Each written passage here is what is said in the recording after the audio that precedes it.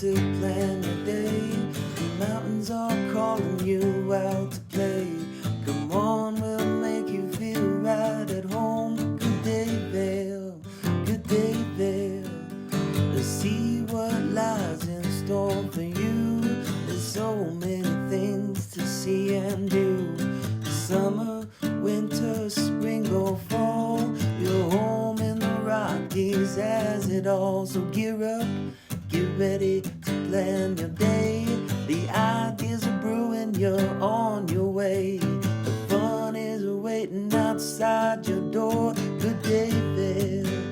Good day, Vail. Hi there, I'm Cece Zach, and welcome to this episode of Good Day Vail. This episode is one you don't want to miss. It is with Amy Phillips and Tamra N Underwood, who both serve on the town council as the mayor and the pro tem mayor. This episode is extraordinary for so many different reasons, but really helps us educate on specific things that we can do to engage and become better citizens within the town of Avon. So stay tuned. We'll be right back. This is an episode you don't want to miss of Good Day Vail. Good day, Vail. Good day, Vail. Hi there, I'm Cece Zach, and welcome back to this episode of Good Day Vail. And I'm thrilled to have Amy Phillips and Tamra Underwood from the town of Avon here today to talk about themselves as leaders in the town, as well as some of the special initiatives that are going on. So one of the things that I love is when we talk about why Vail Valley. So Tamra, why are you here? How long have you been here, and what keeps you here? The Vail Valley has always been my home, and I'm so proud of that. I'm a fourth generation Avonite. My grandfather is Harry A. Nottingham and Marie Nottingham, who the park is named after in Avon. It's always been my home here. I'm proud that I'm able to raise my own children here, and I just care so much about this place. It's natural for me. Well, and I'm so blessed that you're still here, because the influence that you've had in the town in the short period I've learned about you and your family has just been extraordinary. So I'm so grateful that you have decided to raise your children here. Thank you, Cece. Now, what about you? Well, I grew up in Minneapolis, which, you know, the weather in Minneapolis isn't all that great. I was a big-time skier back in high school and college. In fact, my high school yearbook says that my dream, my ambition was to ski a mountain of untracked powder. So I was relocated to Denver, opened a hotel down there, only got one day of skiing in, and voila. Is that because you were working too hard, Amy? Uh-huh, Yeah. because in the hotel business, that's what happens. Yeah, and so 24/7. my GM helped me find a job up in Vail, and I moved up here in '86 and learned that I liked this small town. And there's something about this small town that keeps you here as well. So what is that? Well, it's a small town, but it's an international town. And, you know, I've watched the evolution of Bravo and, having all of the orchestras here, the dance festival, everything that's been happening in Avon for the last 20 years.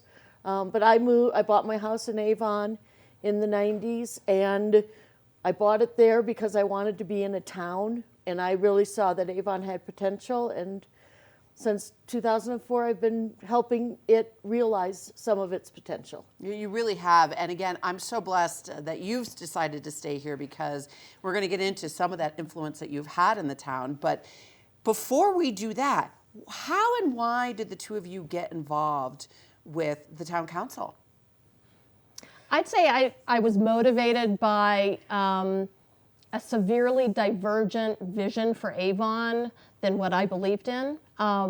Both Amy and I have had two separate tours of duty on the council, and that definitely motivated me in 2004 to run the first time, and I would say probably even the second time, that I just felt like I needed to have a hand in being sure that the town that I love so much was on the right path. Oh, what a fabulous motivator. Thank you for sharing that. Now, what about you, Amy? My reasons are very similar. I thought that the town was not cohesive, a little bit disjointed, things like that. So I got involved with the town by updating our comprehensive plan back in 2002, and that inspired me to run for town council in 2004. And it was a lot of the planning aspects. I didn't know it at the time, but I now know that planning for a town and a municipality is one of the most important roles that a town council has, is to plan for the future, both the infrastructure as well as amenities and things like that. You know, and you bring up to me that it's all around planning, right? Strategic planning, which means, Amy, that I think that you have extraordinary planning skills.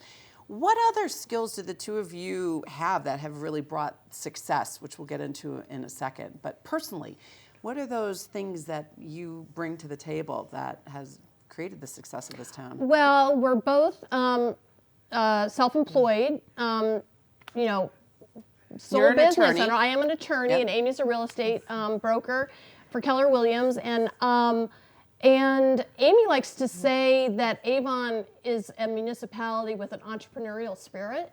And I would probably say that our, our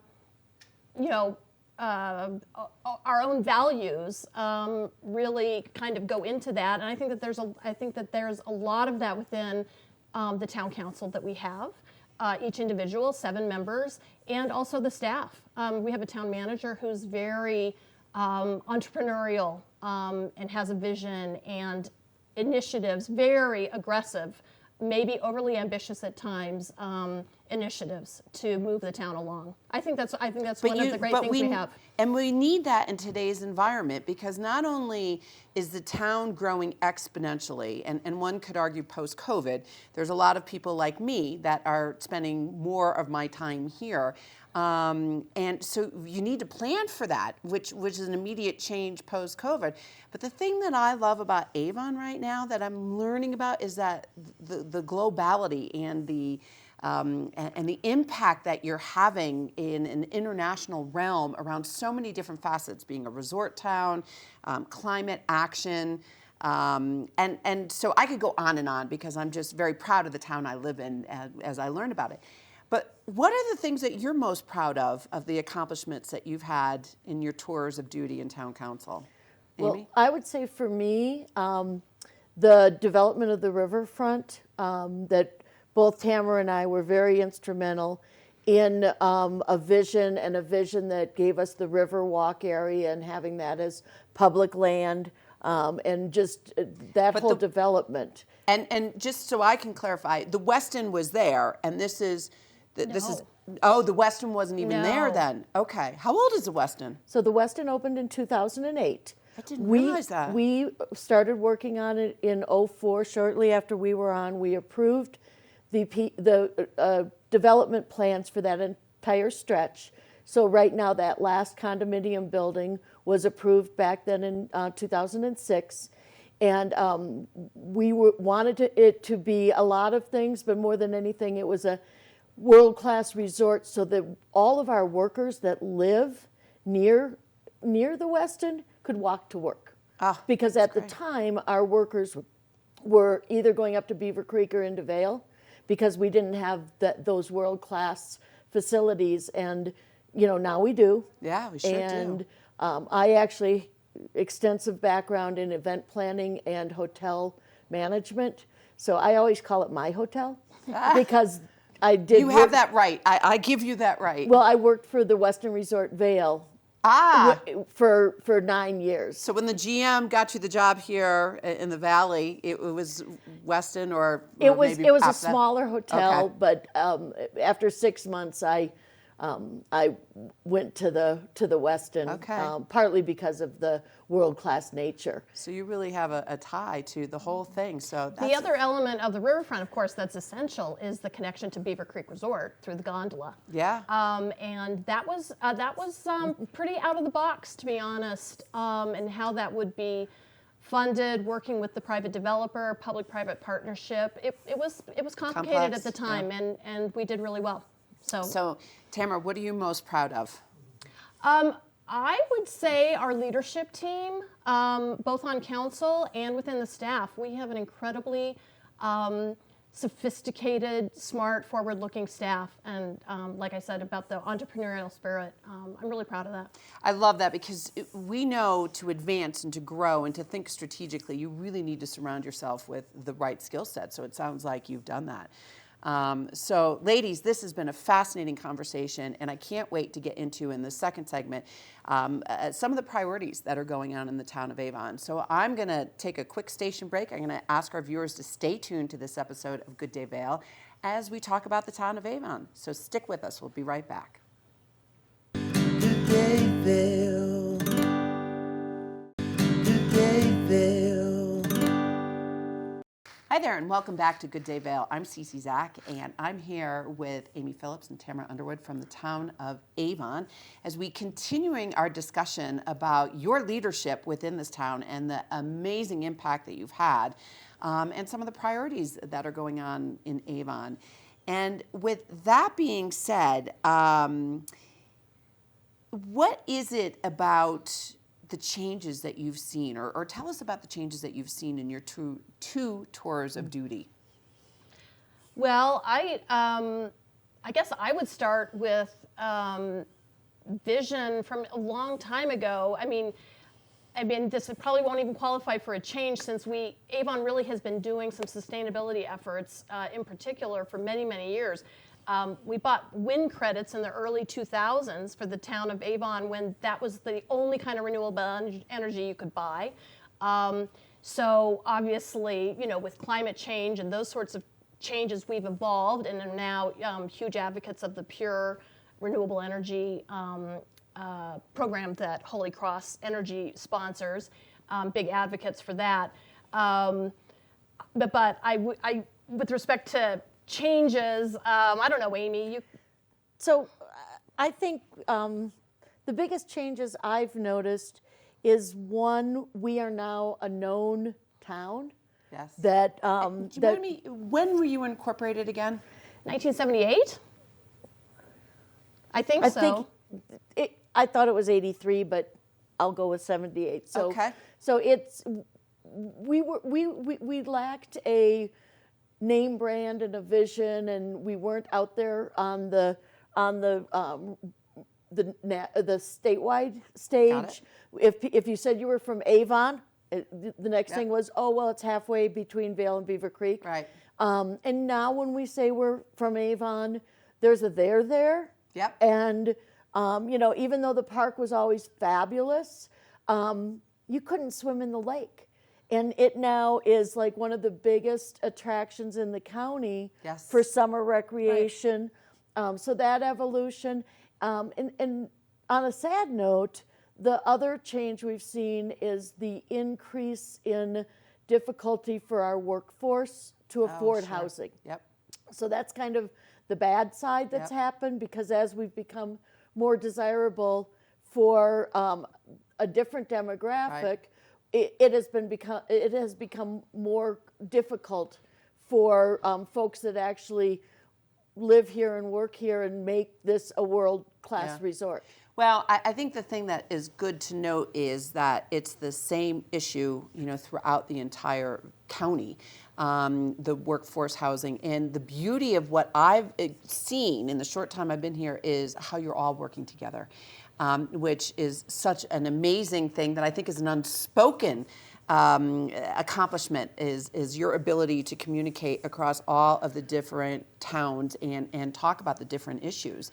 I don't know if you have any comments on that. I think a perfect example of that is that the voters just voted for a regional transportation authority, which is enormous for our valley, to have end-to-end cohesive, increased regional transit, including an element that I'm super excited to see evolve and come, will be a skier shuttle amongst Vail, Beaver Creek, Avon, Edwards, and maybe beyond. So above and beyond the blue bus that comes once an hour to each resort, or that just goes to the town, I think. Amy knows all about it because she's the chair of the Okay. Regional Transit Authority. Well, we could probably do a whole we another could do a episode whole on- segment on that. Okay. Yeah. When we're ready to do that, we'll get a Okay. couple transit But authority people. That's fabulous to know. I did not realize that it was going to be that cohesive. So, all right. It's going to take a couple years. Yep. The implementation, it doesn't happen overnight. But to that point, our biggest challenge with increasing our service is housing for bus drivers. Oh boy. So it just, Yeah, it always so goes it back to always housing. goes back to housing, and that, and fortunately, and when I say we, Town of Avon, Town of Vail, other parts, the school district, all sorts of entities, the hospital are all doing housing initiatives to help crack this nut. And this has been a challenge for as long as I've been here, but the pandemic exacerbated it. Yeah. Okay. Yeah.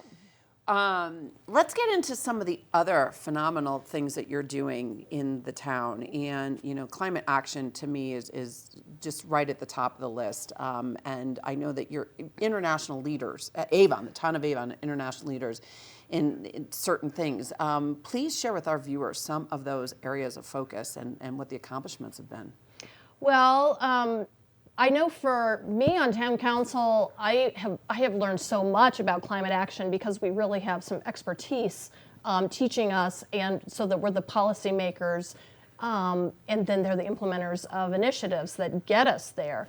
But I've learned that like our buildings, all buildings are the biggest contributor to greenhouse gases, and so the town is on a big municipal level benchmarking its energy use within the buildings to assure that, to measure so that we can then reduce.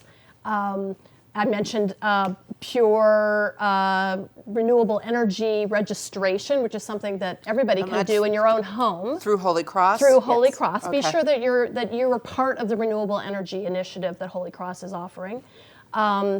And then we're not ignoring fleet also. We have, through 2 grants, 2 electric buses in town.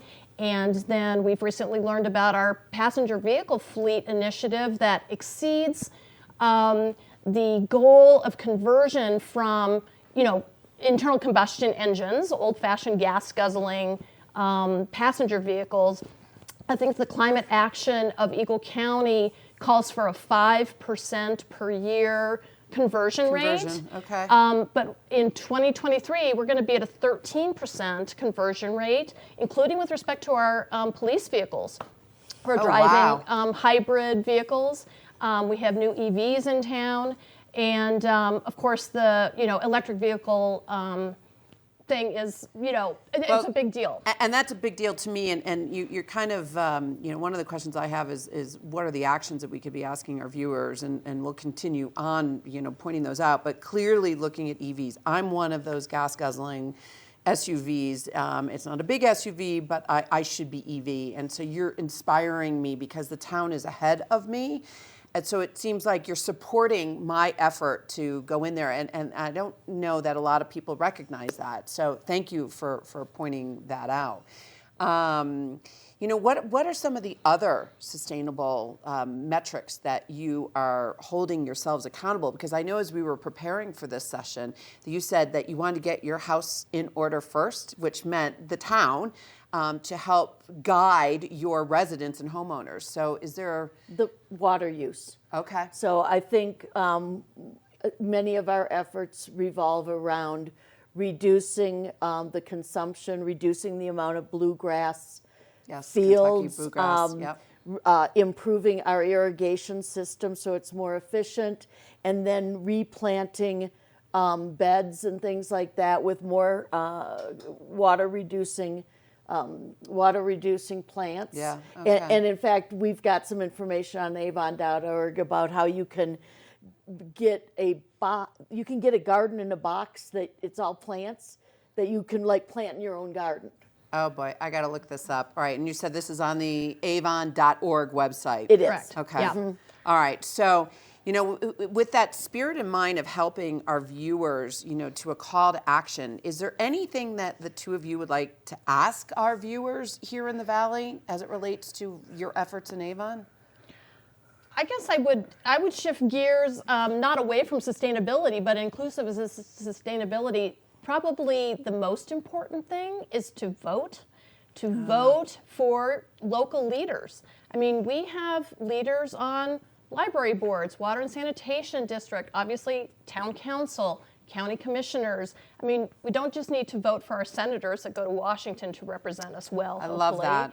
So you're saying anyone that has the ability to vote in the town, just get out there and learn about it, because that's going to influence the future of the town. And one of the things that a lot of people don't know is that metro districts, water districts, electrical cohorts all have very interesting voting rules. So you got to figure out who you're going to be voting for. So you've got to figure out, what metro district am I in? Because if you're in the town of Avon like you are, Avon Wild Ridge Mountain Star, you're in Avon.